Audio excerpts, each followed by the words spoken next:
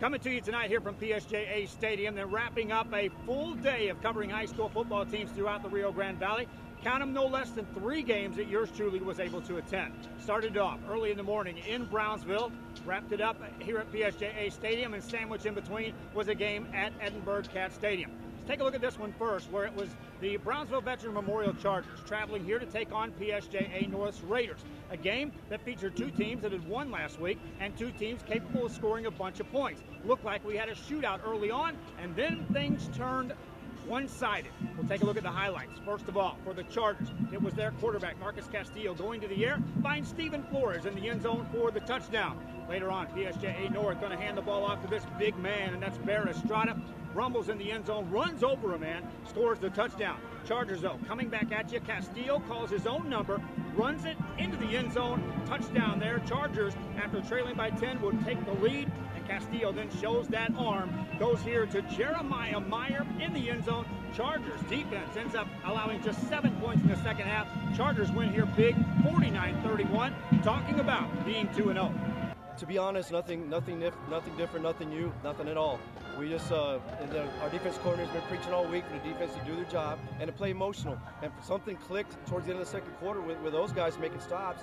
And then offensively, luckily, we were able to take advantage of some things. The offensive line did a great job protecting Marcus, and we made some plays.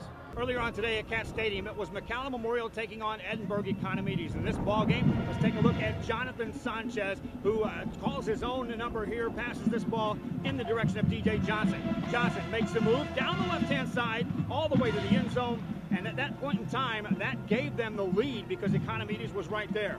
The Jaguars trying to come back, go to the air, and Joey Delgado picks this one off in the secondary for the interception, hands the ball back over to Sanchez. Now talk about a quarterback reading a defense. Check out what Sanchez does here. He moves Trevor Spates from the left to the right side and then runs it on his own. Spates with the key block, opens it up, Sanchez into the end zone, and it's a big win again, 56-21 for the McAllen Memorial Mustangs. They are now 2-0. Earlier yet today, in Brownsville, it was Porter taking on Lopez. Lopez had the lead. Porter decided, let's just hand it off to George Gutierrez, and let's do that a bunch.